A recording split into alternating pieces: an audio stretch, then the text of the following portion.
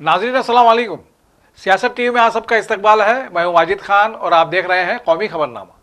सबसे पहले देखते हैं सुर्खियां। पाकिस्तान ने गोल्डन टेम्पल और पंजाब के शहरी इलाकों को निशाना बनाया था। हमने मुस्तैदी से इस हमले को नाकाम बना दिया, फौज का इंकशाफ।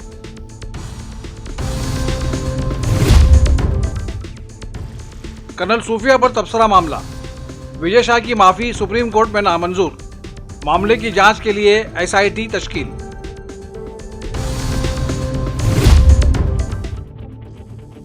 गैर कानूनी बांग्लादेशी और रोहिंग्या को बेदखल करने का अमल तेज। दफ्तर खारजा ने कार्रवाई के लिए रियासतों को 30 दिनों की दी मोहलत। और पाकिस्तान को क्रिकेट के महाज पर भी अलग थलग करने की तैयारी। एशिया कप समेत कई टूर्नामेंट्स में हिस्सा नहीं लेगी टीम इंडिया। सुर्खियां आपने मुलाहिजा की और पेश है खबरों की तफसील। हिंदुस्तानी फौज ने आज एक डेमोन्स्ट्रेशन के जरिए यह दिखाया कि कैसे जदीद एयर डिफेंस सिस्टम ने पाकिस्तान की तरफ से किए गए ड्रोन और मिसाइल हमलों को नाकाम कर दिया और पंजाब के मजहबी और शहरी ठिकानों को पूरी तरह से महफूज रखा। फौज ने इस दौरान आकाश मिसाइल निज़ाम और L-70 एयर डिफेंस गन को एक्शन मोड में दिखाया। एक वीडियो में हिंदुस्तानी फौज ने एक डेमो दिखाया कि कैसे आकाश मिसाइल निज़ाम L-70 एयर डिफेंस गन समेत हिंदुस्तानी फिजाई दिफाई निज़ाम ने अमृतसर में गोल्डन टेम्पल और पंजाब के शहरों को पाकिस्तानी मिसाइल और ड्रोन हमलों से बचाया। फौजी अफसर ने बताया, हम पहले से ही मुस्तैद और तैयार थे। एयर डिफेंस के हमारे बहादुर जवानों ने पाकिस्तानी फौज के नापाक मंसूबों को पूरी तरह से नाकाम कर दिया। एक भी ड्रोन या मिसाइल गोल्डन टेम्पल को छू तक नहीं सका। हमारे तहफ़्फ़ुज़ाती निज़ाम ने यकीनी बनाया कि हमारे इस मुक़द्दस मुकाम को खरोच तक न आए। इस दौरान 15 इन्फेंट्री डिवीजन के general officer commanding major general Kartik Seshadri ने इत्तला देते हुए कहा, हमें यह खदशा था कि पाकिस्तानी फौज के पास फौजी हदफ नहीं है, इसलिए वो हमारे मजहबी और शहरी ठिकानों को निशाना बना सकते हैं। इनमें गोल्डन टेम्पल सबसे अहम था। हमने इस मुक़द्दस मुकाम के तहफ़्फ़ुज़ के लिए इजाफी जदीद फ़िज़ाई दिफाई वसाइल को तैनात किया और एक तहफ़्फ़ुज़ाती घेरा तैयार किया। उन्होंने बताया कि 8 मई की सुबह सवेरे तारीकी में पाकिस्तान की तरफ से बड़े पैमाने पर ड्रोन और लंबी दूरों के मिसाइल के हमले किए गए। How did the Indian Army protect the Golden Temple in Amritsar and foil the Pakistan Army missile strike aimed at? The answer to this question needs a little bit of background. Consequent to Pak Army-sponsored dastardly terrorist attack on innocent tourists, both domestic and international, nation's anger under able leadership took the form of Operation Sindoor, wherein befitting punitive strikes were carried out on exclusive terror targets. 9 targets were hit, which were selected from the many available terror camps based on precise and current intelligence. This was to avoid collateral damage, a fact openly admitted by the Pak Army. Of the 9 targets, 7 were exclusively destroyed by the Indian Army. This would be a decisive victory under all parameters because all political and military objectives were achieved. Of these targets, the Murid Ke, which is in proximity of Lahore, houses the Lashkar-e-Tayyaba headquarters as also the Jaish-e-Mohammed headquarters at Bahawalpur, which were struck with absolute precision. Soon after the strikes, we issued a statement clarifying that we intentionally did not target any Pak military or civilian infrastructure. Before the strikes went in, our surveillance, electronic warfare, early warning and air defense assets were suitably deployed. Knowing that Pak Army does not have any legitimate targets, we anticipated that he will target Indian military installations, civilian targets, including religious places. Of these, Golden Temple appeared to be the most prominent. We also received credible intelligence that Golden Temple is a prime target, which we had brainstormed earlier. We mobilized additional modern air defense assets to give a holistic air defense umbrella cover to Golden Temple, which is a veritable symbol of nation's syncretic faith. On 8th early morning in the hours of darkness, Pakistan carried out a massive air assault with unmanned aerial weapons, primarily drones and long-range missiles. We were fully prepared since we had anticipated this, and our brave heart and alert Army air defense gunners thwarted Pakistan Army's nefarious designs and shot down all drones and missiles targeted at Golden Temple, thus not allowing even a scratch to come on our holy Golden Temple. Supreme court ने पीर को Ashoka university के professor Ali Khan Mahmood आबाद की अर्जी पर फौरी समाअत करने पर रजामंदी जाहिर की, जिन्हें हाल ही में हरियाणा पुलिस ने ऑपरेशन सिंदूर से मुतालिक फेसबुक पोस्ट पर गिरफ्तार किया था। सीनियर वकील कपिल सिब्बल ने सुप्रीम कोर्ट के चीफ जस्टिस BR गवाई के सामने इस मामले का जिक्र किया और फौरी समाअत की दरख्वास्त की। चीफ जस्टिस ने मामले की नज़ाकत को देखते हुए केस को 21 मई को समाअत के लिए दर्ज करने की हिदायत की। प्रोफेसर की गिरफ्तारी के बाद मजिस्ट्रेट ने इतवार को उन्हें 2 दिन की पुलिस हिरासत में भेज दिया था। टीएमसी के कौमी जनरल सेक्रेटरी और MP अभिषेक बनर्जी ने मरकज के सिफारती मिशन के लिए मुख्तलिफ जमातों के वफ्द के अरकान के इंतखाब पर सवाल उठाया। मीडिया से बात करते हुए टीएमसी के रुकन पार्लियामेंट ने कहा, मैं ये बिल्कुल वाज़ेह तौर पर कह रहा हूँ कि मरकज़ी हुकूमत जो भी फैसला करती है जिसका मकसद मुल्क के कौमी मफाद के तहफ़्फ़ुज़ के लिए है, दहशतगर्दी का मुकाबला करना है, टीएमसी मरकज़ के साथ कंधे से कंधा मिलाकर खड़ी होगी। ताहम कोई एकतरफा तौर पर यह फैसला नहीं कर सकता कि कौन किस पार्टी से जाएगा। टीएमसी, DMK, कांग्रेस, आप और समाजवादी पार्टी के कौन कौन से रुकन वफ्द में जाएंगे, इसका फैसला पार्टी को खुद करना चाहिए। Whatever decision the union government takes, which aims at combating and curbing terrorism, number 2, safeguarding the sovereignty of the nation, and number 3, to protect the national interest of the country, we as a party, Trinamool Congress, will stand with the center shoulder to shoulder. लेकिन एक चीज आपको ध्यान रखना पड़ेगा कि अगर कोई डेलीगेशन जा रहा है, हमें कोई दिक्कत नहीं है, डेलीगेशन जाना चाहिए, जाए, और जिस तरीके से टेररिज्म को बढ़ावा देके इंडिया का पीस को डिसरप्ट करने का प्रयास पाकिस्तान की तरफ से हो रहा है, उसका हम कड़ी निंदा करते हैं। उसको ग्लोबल स्टेज में रखना भी चाहिए, लेकिन मेरा पार्टी से कौन जाएगा ये डिसीजन पार्टी का है। आज मैं दिल्ली जा रहा हूं, एक्सटर्नल अफेयर्स का स्टैंडिंग कमेटी का मीटिंग, मुझे उस कमेटी में नॉमिनेट किया पार्टी ने। सेंटर और the union government can not decide unilaterally who will represent from which party. The BJP is at the helm. They are responsible for running the country. They are running the union government. They can decide on their part कि BJP से कौन जाएगा। अब मान लीजिए कांग्रेस से कौन जाएगा, तृणमूल से कौन जाएगा, DMK से कौन जाएगा, आम आदमी पार्टी से कौन जाएगा, समाजवादी पार्टी से कौन जाएगा, ये बीजेपी तय नहीं कर सकती। This has to be decided by the respective party leadership. आप एक मेंबर को मांग रहे हैं डेलीगेशन के लिए, हम 5 दे देंगे, but the centre also needs to show its good intent and call for a wider deliberation with all parties in the opposition कि हम एक डेलीगेशन भेजना चाहते हैं। वो 7 मेंबर डेलीगेशन हो सकते हैं, वो 8 मेंबर डेलीगेशन हो सकते हैं, वो 10 मेंबर डेलीगेशन हो सकते हैं, और आप अपना पार्टी से 4 आदमी को नॉमिनेट कर दीजिए, ये 2 आदमी को नॉमिनेट कर दीजिए, हम कर देंगे। लेकिन तृणमूल से कौन जाएगा ये बीजेपी का लोग कैसे तय करेगा? तृणमूल से कौन जाएगा ये यूनियन गवर्नमेंट कैसे तय करेगा? They are elected on Trinamool symbol. हम तो कह रहे हैं कि इसका ग्लोबल स्टेज पे होना ही चाहिए। I have also tweeted about this. The world needs to come together and fight collectively against terrorism and join hands against Pakistan.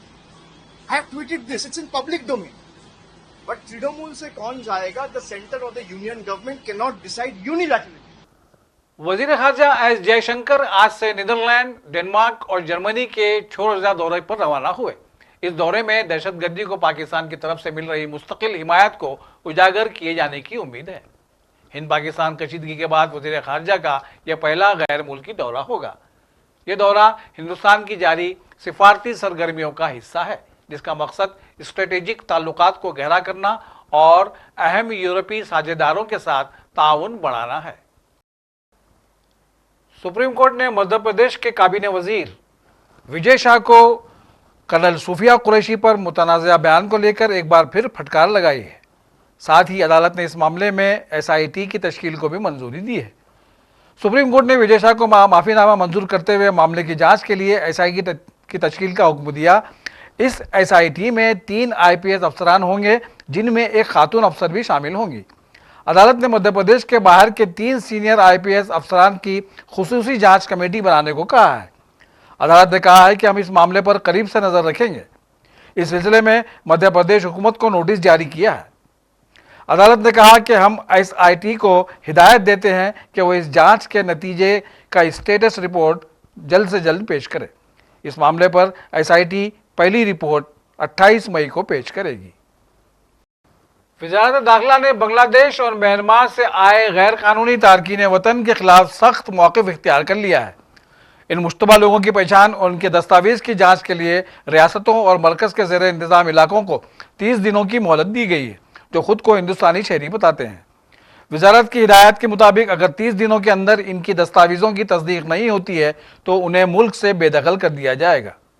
इस महीने जारी की गई हिदायत में वज़ारत दाखिला ने रियासतों और मरकज़ के ज़ेर इंतज़ाम इलाकों को अपने आइनी हुकूक का इस्तेमाल करके दरअंदाजों की पहचान, जाँच और बेदखली का अमल शुरू करने को कहा है। साथ ही वज़ारत ने सभी रियासतों को ज़िला सतह पर हिरासती मरकज़ कायम करने की हिदायत दी है, जहाँ बेदखली का अमल पूरा होने तक मुश्तबा गैर मुल्की तारकीन वतन को रखा जाएगा। यह कदम मरकज़ी हुकूमत की इस पॉलिसी का हिस्सा है जिसके तहत बांग्लादेश और म्यांमार से आए गैर कानूनी तारकीन के खिलाफ सख्त कार्रवाई की जा रही है। सोने के खरीदारों के लिए गुज़िश्ता हफ्ता बहुत ही राहत बख्श साबित हुआ, क्योंकि सोने की कीमतों में तेजी से कमी आई है। इस अरसे के दौरान 24 कैरात सोने के 10 ग्राम की कीमत में 4,000 रुपये से ज़्यादा की कमी हुई है। गुज़िश्ता हफ्ते मल्टी कमोडिटी एक्सचेंज पर खालिस सोने की कीमत में बड़ी कमी वाक़ई हुई है। अगर इस तरह देखा जाए तो एक हफ्ते में सोने की कीमत में 4,038 रुपये फी 10 ग्राम की कमी हुई है। पुलिस का कहना है कि सिक्योरिटी फोर्सेज ने जनूबी कश्मीर के ज़िला शोपियां में 2 मुश्तबा अफराद को गिरफ्तार करके उनकी तहवील से असलहा व गोला बारूद बरामद किया है। शोपियां पुलिस ने X पर एक पोस्ट के जरिए जानकारी फराहम करते हुए कहा कि दहशतगर्दी के खिलाफ एक अहम कार्रवाई में SOG शोपियां CRPF की 178 बटालियन और फौज की 34 RR पर मुश्तमिल एक टीम ने नाके पर 2 मुश्तबा अफराद को गिरफ्तार किया। उन्होंने कहा कि तलाशी के दौरान उनकी तहवील से असलहा व गोला बारूद बरामद किया गया, जिसमें 4 दस्ती बम, 2 पिस्टल, 43 राउंड और दीगर मुजरिमाना मवाद शामिल है। पोस्ट में कहा गया है कि इस सिलसिले में एक केस दर्ज करके तहकीकात शुरू की गई है। हिंदुस्तान ने एशिया कप से दूरी बनाने का फैसला किया है। रिपोर्ट्स के मुताबिक BCCI ने तय किया है कि वह एशियन क्रिकेट काउंसिल के किसी भी टूर्नामेंट में हिस्सा नहीं लेगा। इत्तला के मुताबिक यह फैसला इसलिए किया गया है ताकि पाकिस्तान क्रिकेट को अलग थलग किया जा सके। इसकी बड़ी वजह ACC का पाकिस्तानी वजीर से ताल्लुक बताया जा रहा है। BCCI ने अपने फैसले के बारे में ACC को भी इत्तला दे दी है। इसके मुताबिक हिंदुस्तान अगले महीने श्रीलंका में होने वाली women's emerging teams Asia cup में नहीं खेलेगा। इसके अलावा वो सितंबर में होने वाले मर्दों के एशिया कप में भी हिस्सा नहीं लेगा। BCCI के इस कदम के बाद मर्दों के एशिया कप पर भी सवाल खड़ा हो गया है। ये टूर्नामेंट सितंबर में होना है। इस टूर्नामेंट में हिंदुस्तान, पाकिस्तान, बांग्लादेश, अफगानिस्तान और श्रीलंका की टीमें हिस्सा लेने वाली हैं, लेकिन फिलहाल इसका इनेकाद मुश्तबा हो गया है। जम्मू कश्मीर के सरहदी इलाकों में रहने वाले उन लोगों के लिए जो पाकिस्तान की शलबारी से मुतासिर हुए, कश्मीर की तंजीमों JKCC और J कमेटी A ने एक ब्लड डोनेशन कैंप का एहतमाम किया। इस कैंप में बड़ी तादाद में लोगों ने शिरकत की और खून का अतिया दिया। देखिए, हमारा जो आज का ब्लड डोनेशन कैंप है, we are doing social work from last many years. उसमें एक कंपोनेंट हमारा ब्लड डोनेशन भी होता है। ये हमारा 12th ब्लड डोनेशन कैंप है, लेकिन आज 2025 का ये पहला कैंप है, 12th और 25 का पहला। इस कैंप का जो है मकसद है, इसकी थीम ये है, क्योंकि आपको पता है रिसेंटली बहुत सारी जो है एपिसोड्स हो गए। उसमें पहला जो था कि हमारे पहलगाम में सिविलियंस की जो इनोसेंट सिविलियंस की किलिंग हो गई, या उसके बाद बॉर्डर्स पे हमारे इनोसेंट सिविलियंस बहुत सारे थे, जिनमें बच्चे भी थे, जिनकी जो है किलिंग हो गई, डेथ हो गई। गई, तो उनकी मेमोरी में, उनके रेस्पेक्ट में और उनके ऑनर में आज का ब्लड डोनेशन कैंप जो है हमारा है, उसका वही थीम है। और इसमें अच्छी बात यह है कि हमारी फीमेल वॉलेंटियर्स भी इसमें शामिल हुई और वो भी डोनेट कर रहे हैं, ये बड़ी बात है। और इस प्रोग्राम का ये मकसद है ताकि ये ब्लड जो है कल को जो है एक नीडी पेशेंट या कोई एक्सीडेंट पेशेंट हो या कहीं पे कोई ऐसा हादसा हो उसमें ज़रूरत हो ब्लड की, वो हो। और इस सिलसिले में जो है हम अपील करते हैं, रिक्वेस्ट करते हैं सरकार से, क्योंकि बॉर्डर एरियाज़ में हमारी जो PHCs होती है, हॉस्पिटल्स होती है, वहाँ पे ब्लड बैंक ज़रूरी होने चाहिए ताकि हम वहाँ पे भी ये प्रोग्राम करें और वहाँ पे भी जो है 24/7 जो है ब्लड अवेलेबल रहे जहाँ पे ज़्यादा नीड है इसकी। और इसके साथ साथ जो हमारे यहाँ पे मेन सिटी हॉस्पिटल्स होते हैं वहाँ पे भी ज़रूरत पड़ती है, पेरीफेरीज पे भी पड़ती है।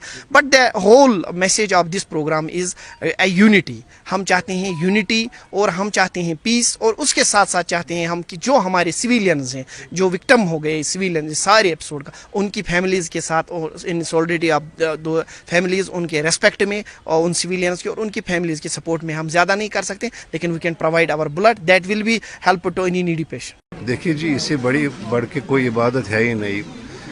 अगर हम अपना ब्लड डोनेट करते हैं और एक अच्छे काज के लिए करते हैं, चाहे मुल्क में कभी इमरजेंसी हो या चाहे स्टेट में कभी इमरजेंसी हो, तो इनके सब इमरजेंसी ये एक ऐसी चीज़ है जो एक कीमती जानों को बचा सकती है। तो मेरी गुजारिश रहेगी आपके माध्यम से कि हर एक जो इंसान है या हर एक जो इंटेलेक्चुअल है उसको चाहिए कि ये जो ऐसे प्रोग्राम्स है, इन प्रोग्राम्स में बढ़ चढ़ के हिस्सा लिया करें। ये होने चाहिए, ऐसे कैंप होने चाहिए, क्योंकि जो ज़रूरतमंद होते हैं इनको ब्लड की ज़रूरत होती है। तो जब हम कैंप्स करते हैं ऑर्गेनाइज, तो जो ज़रूरतमंद होते हैं उन तक ये ब्लड पहुंचता है। और आखिर में सुर्खियों पर एक और नजर। पाकिस्तान ने गोल्डन टेम्पल और पंजाब के शहरी इलाकों को निशाना बनाया था। हमने मुस्तैदी से इस हमले को नाकाम बना दिया, फौज का इंकशाफ।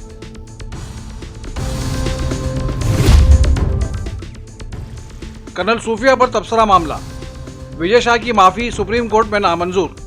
मामले की जांच के लिए SIT तश्कील।